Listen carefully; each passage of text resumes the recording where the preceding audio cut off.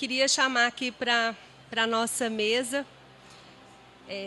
Aliás, esse auditório aqui, o tema que vai ser tratado vai ser fortalecendo a governança e controle social da gestão dos resíduos com a participação dos catadores. E para compor a mesa, queria chamar o seu Carlos, representando o Movimento Nacional dos Catadores. Ele será o mediador. Representando o Fórum Nacional Lixo e Cidadania, a convidada Eliane Kátia. E representando a Aliança Resíduo Zero Brasil, convidado Carlos Henrique Oliveira. O seu Carlos vai conduzir as atividades, espero que todos tenham um bom proveito e no final a gente possa fazer um debate com perguntas. Boa tarde a todos e a todas. Inicialmente, pedimos desculpas pelo atraso, mas, de certa forma, para mim foi uma surpresa vir participar desse momento de conversa, né? E, já para a gente não perder mais tempo, é importante lembrar que hoje ainda é tema atual a implementação da Política Nacional de Resíduos Sólidos, né? E nisso a gente tem aí toda uma perspectiva de que os catadores e catadoras sejam de fato incluídos no processo de gestão de resíduos sólidos. Este momento de hoje tem um pouco de tarefa de tratar com o chamado jabuti, que é alguma coisa que é inserida aonde não se deve, né?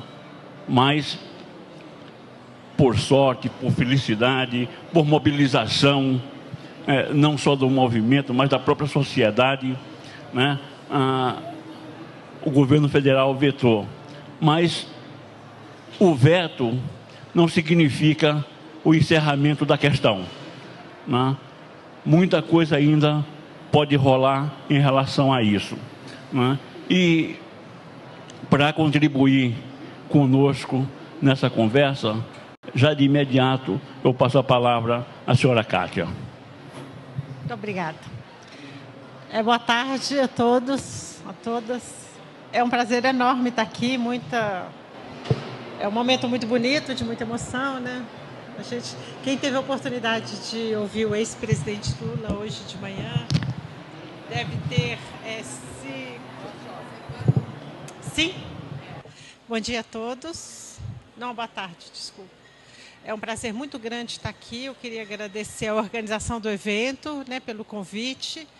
E relembrando da nossa abertura hoje de manhã, com a presença do presidente Lula, a gente ficou lembrando como que foi que a gente começou a dar visibilidade nacional à questão dos resíduos. E o que eu trouxe aqui hoje é um pouquinho, para quem aqui que já conhece, já ouviu falar no Fórum Lixo e Cidadania, por gentileza, levante a mão. Então, é um motivo para eu passar bem rapidamente a história de como que foi constituído, como que se deu.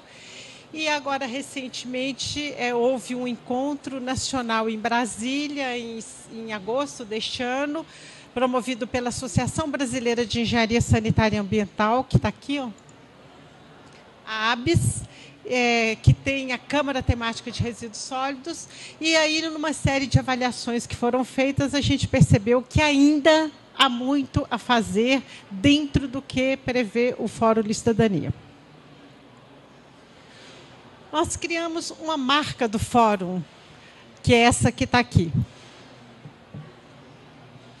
Vou falar um pouquinho aqui de o que nos motivou a fazer. Eu estou aqui meio na frente. Ângela, deixa eu pegar o sem fio. Acho que era. Isso aqui.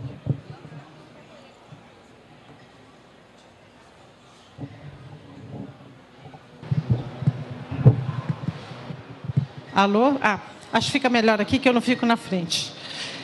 O que nos motivou na época, e aí, historicamente, várias pessoas que participaram deste momento estão aqui nessa sala. Acho que até tem uma fotinho.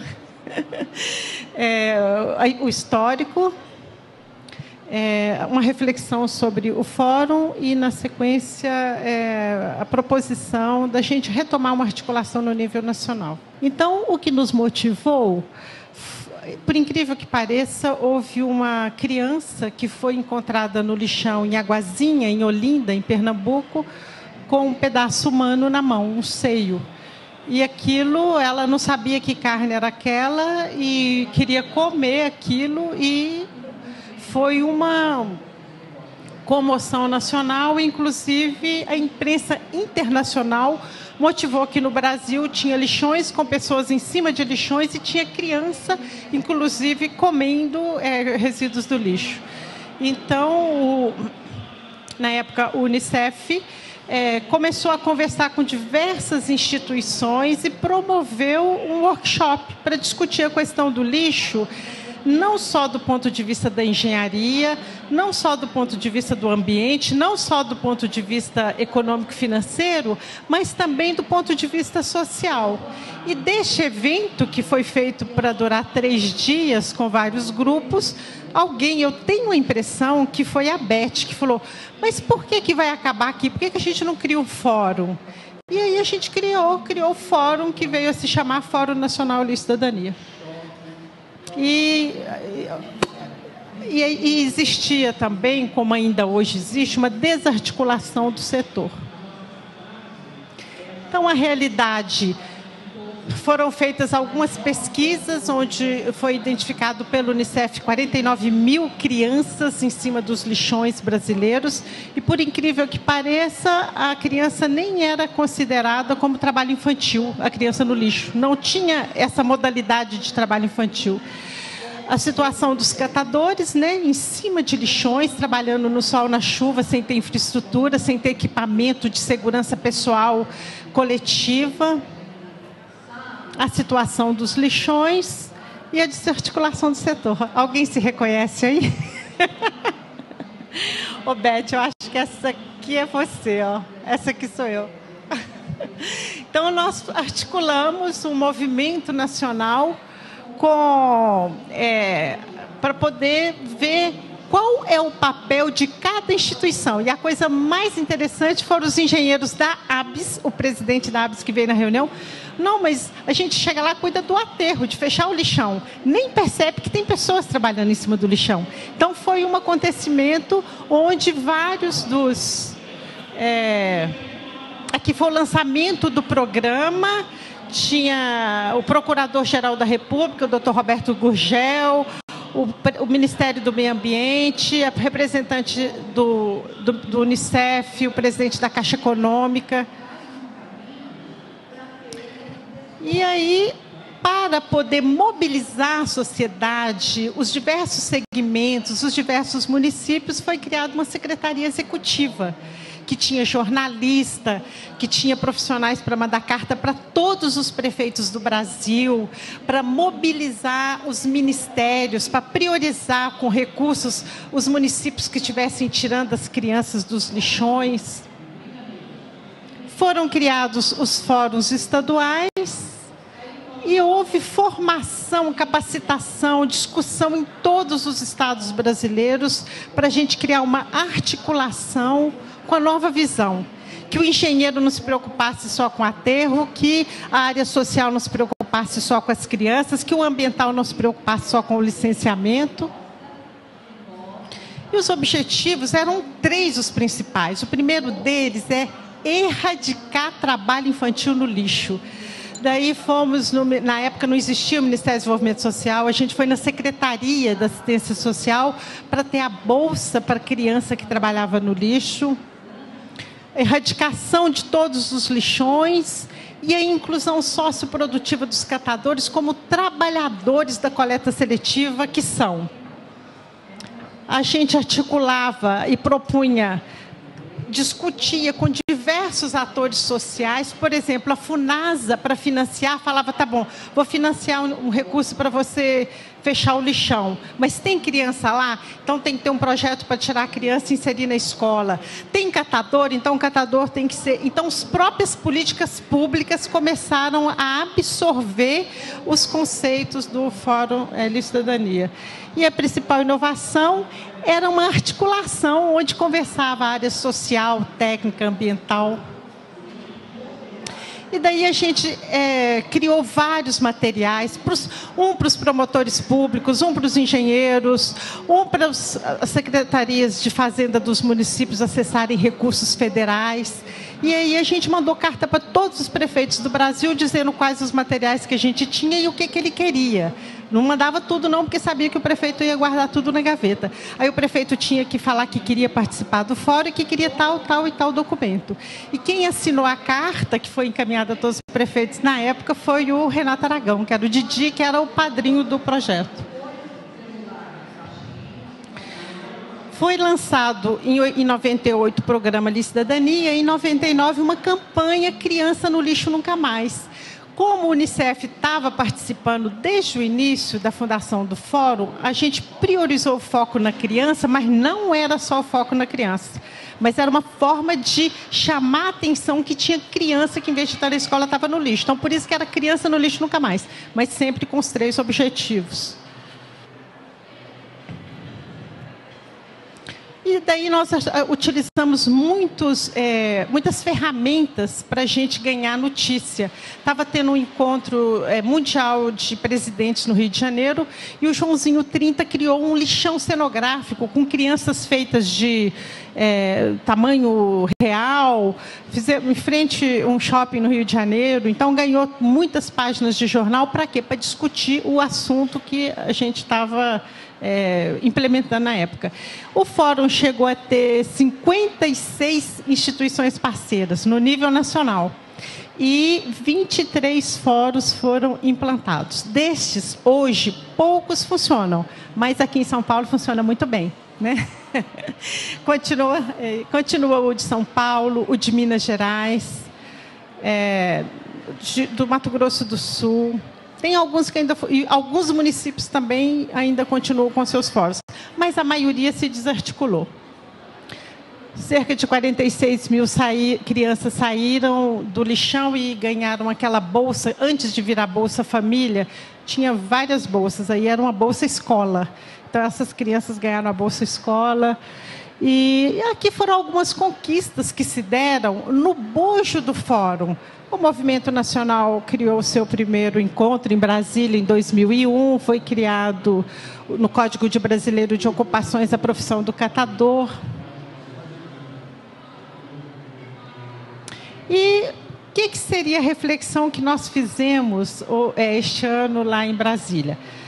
O objetivo do fórum principal era articular diferentes atores para conseguir pegar todos os aspectos necessários para vencer esse desafio. Ninguém sozinho vai dar conta de resolver. Nem só os engenheiros, nem só a área social e nem só a economia solidária. Nós temos que ter uma orquestração dos atores para que as coisas aconteçam. Tem muitas prefeituras que estão capacitando o catador, o outro está contratando outro isso, outro aquilo, e aí um monte de coisa não dá certo. Então, embora tenha hoje muito recurso aplicado, foi mostrado aqui hoje de manhã, para fortalecer, para capacitar os catadores, do ponto de vista prático, andou muito pouco. A situação ainda continua extremamente grave, ainda tem muitos lixões, as condições de trabalho ainda são muito precárias, ainda tem criança no lixão. Foi contado este ano 58 crianças no lixão de Brasília, capital do Brasil, a 17 quilômetros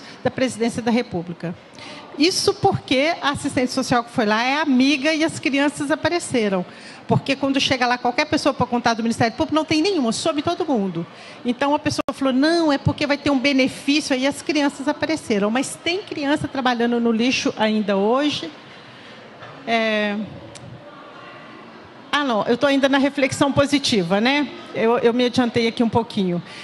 começou a existir uma maior coordenação das ações na área da gestão dos resíduos sólidos. O arcabouço legal realmente houve um avanço muito grande. A questão do trabalho infantil foi reconhecido a criança no lixo como uma forma de trabalho infantil e das piores formas de trabalho infantil. Portanto, priorização. E foi feito um advocacy, um lobby, um esforço para que o governo federal utilizasse os conceitos do fórum nas políticas públicas, que se tornassem políticas públicas. Então, uma das contribuições foi uma maior visibilidade dos catadores de materiais recicláveis. E aí, o debate que a gente está fazendo agora, está promovendo em vários espaços, é como é que a gente pode, do ponto onde hoje está, trabalho infantil já é reconhecido, como pior forma, a legislação já avançou muito, os catadores se fortaleceram muito, virou profissão, catadores de materiais recicláveis, houve uma articulação nacional, mas essa desarticulou bastante. Mas o que a gente pode fazer? De onde que nós viemos? De uma situação muito ruim, mas agora tem muito mais visibilidade, mais conhecimento e mais envolvimento. O que nós alcançamos? O que a gente viu aqui agora, né, do trabalho infantil já está sendo... Hoje o promotor público, quando sabe, vai atrás, fiscaliza. Onde é que nós estamos? Nós estamos com a política nacional implantada, conforme o Carlos falou aqui agora. A política nacional, Carlos, de resíduos sólidos, ela, na realidade, ela não fala que é proibido o lixão, porque o lixão já está proibido desde 1981, com a política de meio ambiente. A política de meio ambiente de 1981 fala é proibido poluir. Então, lixão é poluição, já está proibido desde 81. Em 89, a lei de crimes ambientais disse: quem poluir vai pagar e vai ser preso. Então, piorou a situação ainda de quem tem lixão. Agora, a lei de resíduos sólidos, ela fala assim: a partir de agosto de 2014, só pode depositar rejeitos em aterro sanitário. Ela não fala é proibido o lixão, porque o lixão está proibido desde 81, mas ela fala não pode mais depositar resíduos, papel, plástico, papelão reaproveitável, é proibido de pôr em aterro. Só pode pôr em aterro sanitário rejeitos, o que não é reciclável e nem é compostável, aí vai para o aterro sanitário. Na realidade, é essa o que a lei traz. E o que nós queremos é dar um salto na realidade, porque a política já melhorou, o movimento de catadores já se fortaleceu enormemente, o Ministério Público já tem atuado muito fortemente para...